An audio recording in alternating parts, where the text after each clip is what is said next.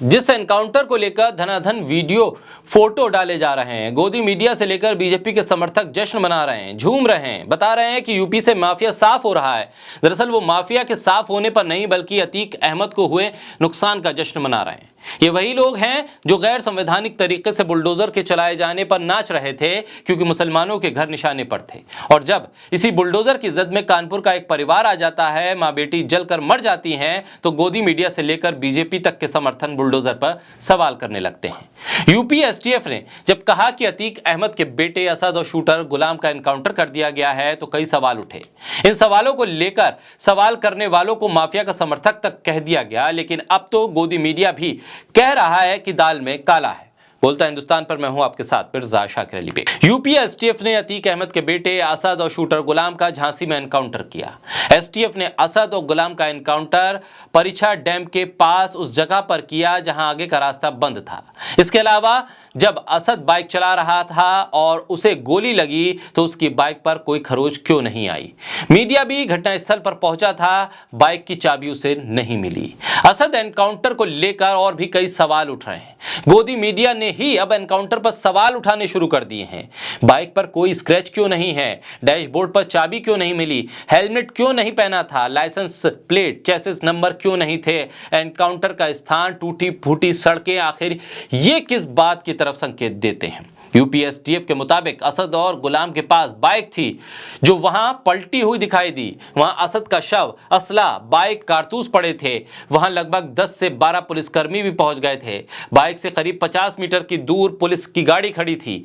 गाड़ी के पास कोई पार्ट्स टूटे नहीं थे और ना ही कोई खरोच थी बाइक पर। इसको लेकर सवाल उठ रहे हैं कि बाइक पलट गई लेकिन उसमें कोई खरोच क्यों नहीं आई। असद और गुलाम के एनकाउंटर के बाद झांसी की लोकल पुलिस से पहले मीडिया वहां पहुंच गया। एनकाउंटर के बाद जब मौके पर मीडिया पहुंची तो वहां बाइक की चाबी भी नहीं मिली। हो सकता है कि बाइक पुरानी थी तो चाबी ढीली होने के बाद गिर गई हो, लेकिन वहां आसपास भी चाबी नहीं दिखाई दी। अगर कोई एनकाउंटर के बाद बाइक से गिरता है तो उस समय बाइक से कोई चाबी नहीं निकालेगा। यूपी एसटीएफ ने असद और गुलाम के एनकाउंटर के बाद जिस बाइक को बरामद किया है उसकी नंबर प्लेट गायब है। उसके पास कोई चेसिस नंबर भी नहीं है।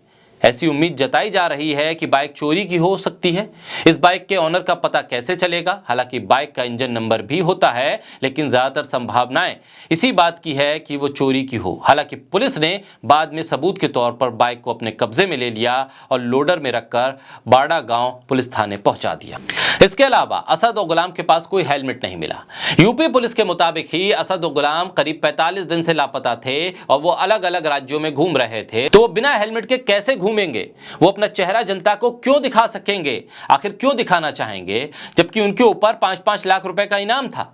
इसके अलावा इसे ट्रैफिक पुलिस का फेलियर भी कहा जाना चाहिए क्योंकि वो बिना हेलमेट के अजमेर समेत कई शहरों में होते हुए झांसी पहुंच गए और यहां भी बिना हेलमेट के घूम रहे थे। यूपी एसटीएफ ने झांसी के बाड़ा गांव थाना क्षेत्र में अतीक के बेटे और असद के साथ शूटर गुलाम का एनकाउंटर दोपहर में किया। एसटीएफ ने बताया कि ये दोनों परिछी डैम के आसपास छिपे हुए थे। वो जगह नेशनल हाईवे से 2 किलोमीटर दूर थी। उस जगह तक पहुंचने के लिए पगडंडी बनी हुई है जो कि पथरीली, कच्ची और उबड़ खाबड़ है। यहाँ कोई भी गाड़ी 10 से 20 किलोमीटर प्रति घंटे से ज्यादा की गति से नहीं चल सकती। इसलिए ये सवाल उठ रहा है कि जब एसटीएफ दोनों का पीछा कर रही थी तो वो इस रास्ते पर इतनी दूर तक कैसे चले गए? आखिर ऐसी गति उन्होंने अपनी बाइक को कैसे दे दी इस पथरीली और उबड़ खाबड़ पगडंडी पर? असद का जिस जगह एनकाउंटर किया गया है वो जगह नेशनल हाईवे से 2 किलोमीटर अंदर है। हाईवे से उतरते ही पगडंडी है। इसके बारे में बाहर के लोगों को कोई जानकारी नहीं है। पुलिस के मुताबिक ही असद और गुलाम राजस्थान और दूसरी जगहों पर छिपे हुए थे और भागकर झांसी आए थे। उन्हें रास्ते के बारे में जानकारी शायद ही होगी। इसके अलावा जब वो राजस्थान की ओर से आ रहे थे तो रॉन्ग साइड ये जगह पड़ती है, तो बाइक वाले को दिखाई ही नहीं देगा कि आखिर ये जगह है कहाँ। और जिस जगह पर एनकाउंटर हुआ है वहां से दोनों टोल 30 किलोमीटर की दूरी पर है। आसपास कोई ढाबा वगैरह भी नहीं है।